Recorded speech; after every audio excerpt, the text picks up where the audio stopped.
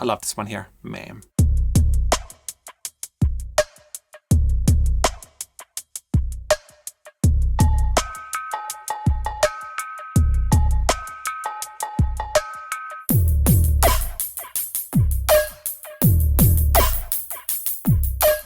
One of the sweet things when you make drums inside of Soundpaint is that because everything is velocity layered, you'll notice here in the arps that I'm playing with velocities to really get sort of more of a groove going.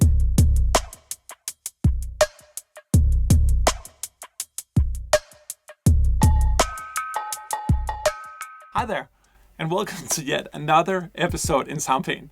I'm maybe giggling a little bit because in this video I feel kind of liberated. Like, I'll normally talk about advanced instruments and hyperacoustic legato technology and all the bells and whistles of Soundpaint. But on the other hand, sometimes we just have to get down and boogie. And in this case, I'm going to be taking a look at the first volume out of many in our hip-hop collection. Hip-hop for me is a term I've sort of been boiling over the years, where it's like, it's top 40, but it's everything we're seeing in the hip-hop R&B sort of inspired styles, all making it into this sort of top 40 hip-hop, if you will. We spent the last 2.5 years studying all the greatest artists in the realm of top 40, and then learning what kind of styles they were leaning into and what kind of sounds and samples they were using, and then really try to bring our own dimension to that as well. So this is very, very high-end production kits purely for top 40 styles, music, pop, R&B, that kind of style. You can go trap and dubstep as well, but those are also styles that are sort of bleeding into the top 40 at this point in time. And these are not exactly your standard kits where you have a bass drum and a snare drum. Everything here is velocity sampled, so we are using the velocity morphing inside of Soundpaint, meaning I get 127 different variations of a bass drum or a snare drum, whatever. And on top of that, we have near infinite round robin as well. But as you'll see, it's sort of like one-shot samples. They're just a lot more alive and playable like you would have with a real drum kit. So yeah, let's get down on the keys here and jam with our hip-hop volume 101, which we also call Aria Grand. See this one as a pristine ponytail parade of pop production kits. This one is called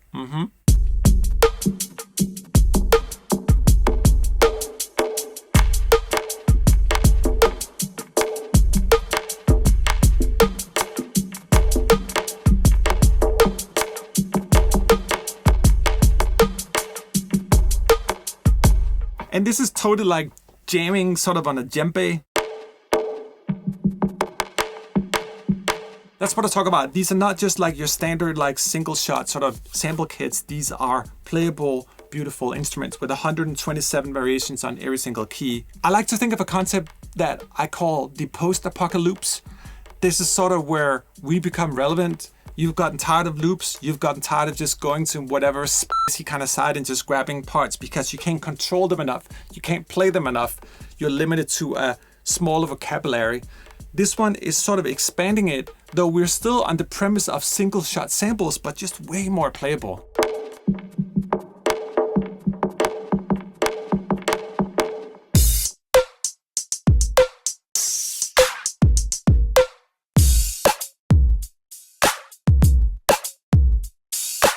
Like this snare here. And every time I play it, there's natural variation and then just the most mean clap here.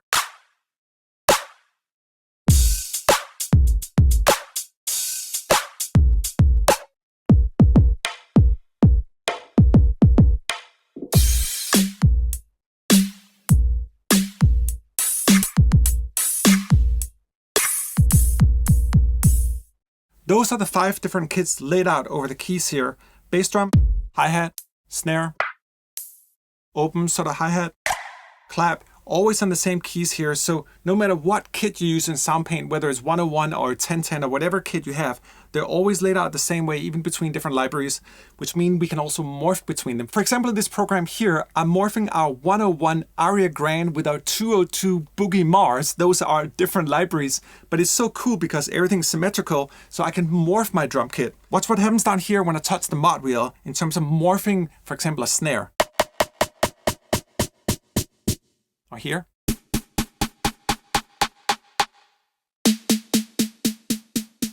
I'm morphing drum kits together. This is a hidden gem. This is a unique program that requires both those libraries, but it's just to show you that you can actually morph all these libraries together as well. So for example, here's a little arp groove.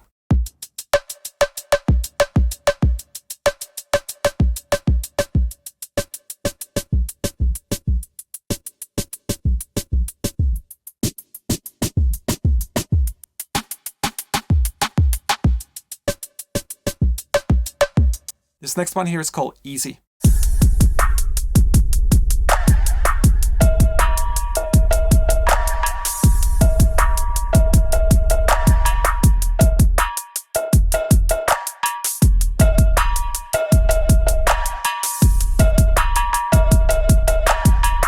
So in this example here, I'm using the time stretcher inside of Soundpaint on the sounds here from these sort of tiny kind of sounds. And then gradually as I move the mod wheel, I'm stretching the cowbell, so to speak. And that gives a wicked effect when you do it on stuff like bass drums and snare drums. Like for example, a bass drum, it sort of gets more of a almost metallic vibe down the bottom, or a snap or a snare.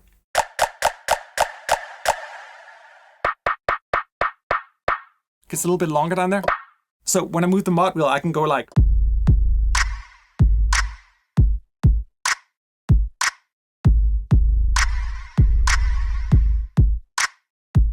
It's almost like it's adding reverb, just because it's time stretching and making it so slow.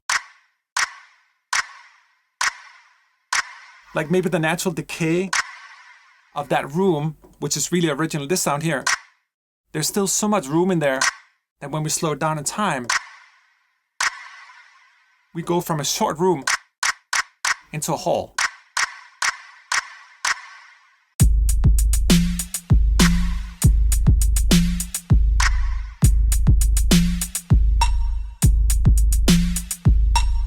Ooh, I love this sound here.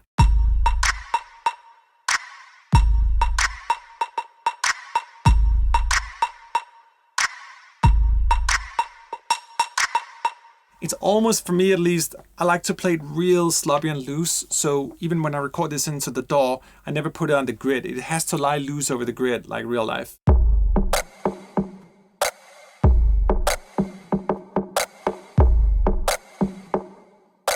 And I have a thing about going late on the note, but depending on your tempo, sometimes you want to be a little bit early as well. Let's check out the fun here. And as you notice here, for every program, there's an arpeggiation just to inspire you, sort of give you an idea about what I was thinking when I made the program.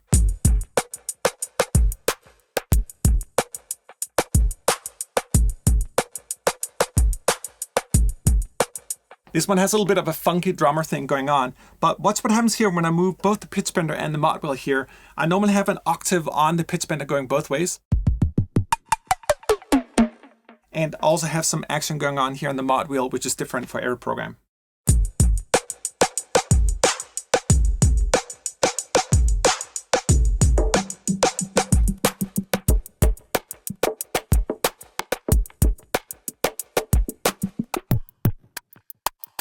Isn't it wild? It's the same kit, but I can just bend it and manipulate it so much.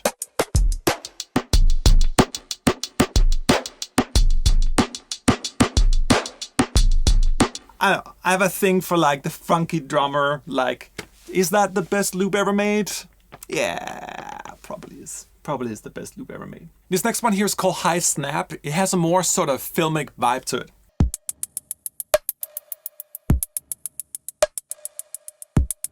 And that little echo in the sound is coming from our plate reverb here, which is a true model of a real plate reverb. It's like totally one-to-one when you hear the original one, how it works here. But with a long pre-delay, so the sound is sort of being delayed a little bit. You know, you can hear that sort of, it's like an echo of a ping pong ball or something like that. I love this one. Let me try to jam with it here.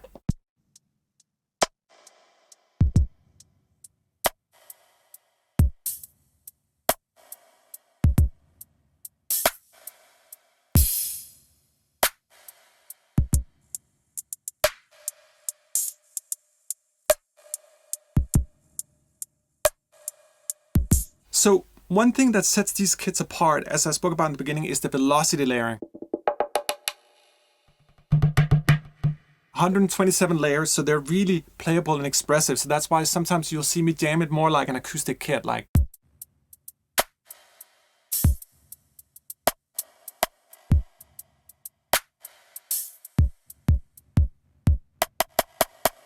The snare burns a little more when I play it harder, the filter breaks up a little bit.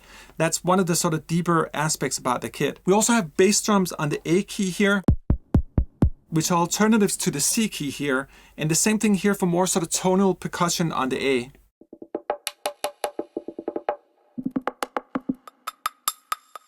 this one here.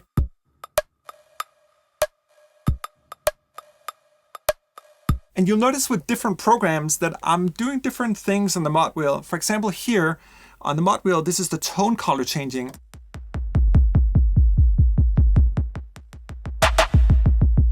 Almost like a bandwidth filter. But sometimes it's nice to sort of find out like what kind of muffleness do you want your drums in. Instead of that sort of very bright frequency. I love this one here, man.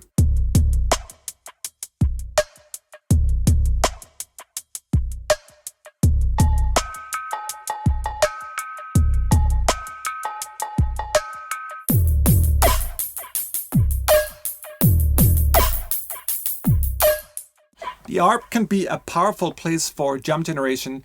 One of the sweet things when you make drums inside of Soundpaint is that because everything is velocity layered, you'll notice here in the ARPs that I'm playing with velocities to really get sort of more of a groove going.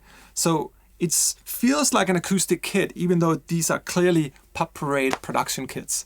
But yeah, just a wonderful way of sort of being able to get a more natural acoustic feel in your electronic synth drums.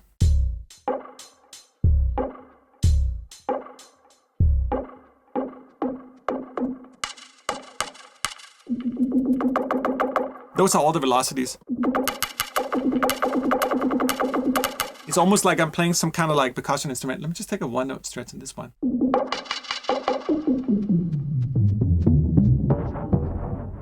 Oh.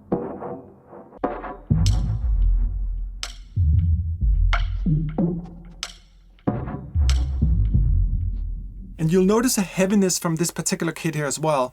One of the reasons is we have our time module here with time slow way, way down. So we get those sort of long sounds.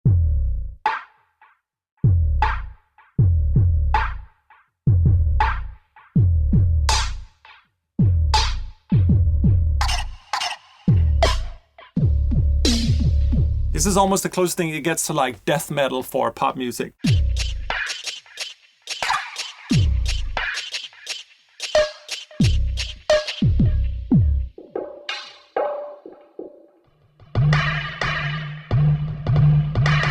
Almost like a tabla.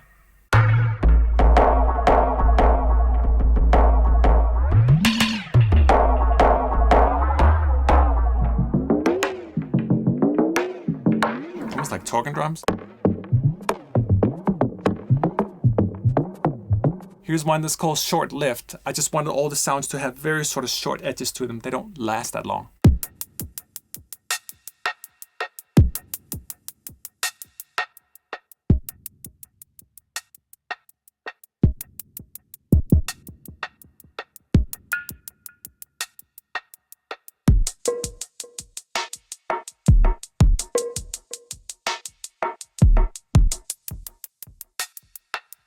And you'll notice here that there's actually a delay going on, playing the same sound, but with extra delay coming from our effects. I just thought it was interesting that I could play my delay in the arpeggiator and I can also add another delay to it.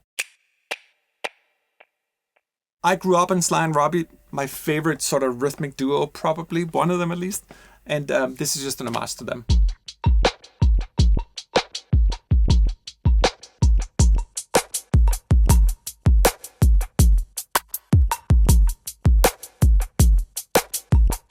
Here's Snap for you.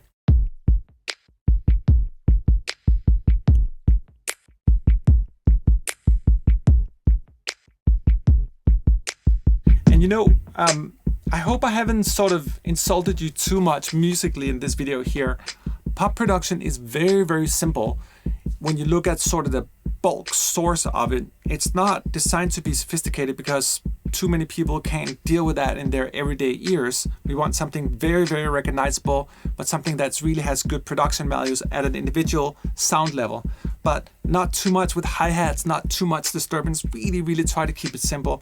So that's why in most of these ones, I know I just played Sly and Robbie, but for most of these ones here, it's really trying to keep it down to the sort of minimal top 40 sauce. You know, it's even down to being like careful with stuff like delays. This one is very, very subtle in the background. and take the plate reverb away as well. Yeah.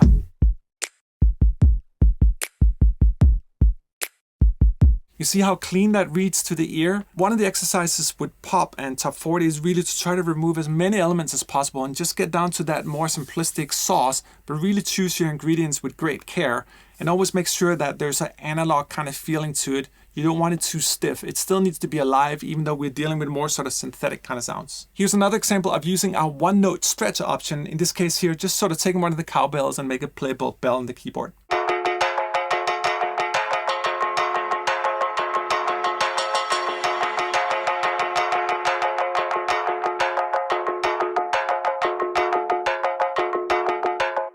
And this is also another good example of where it's not just that we have one single shot sample here. They're all in these velocity layers and round robin here as well. That's why I can have one sample here, but played in so many different ways. Obviously it's spread across the keys too.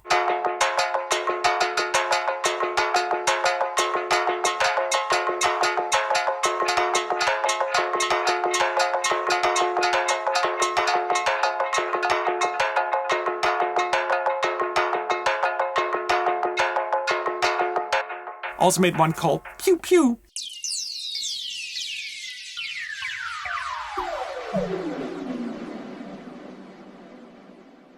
It has a little bit of a sort of bird-like quality to it.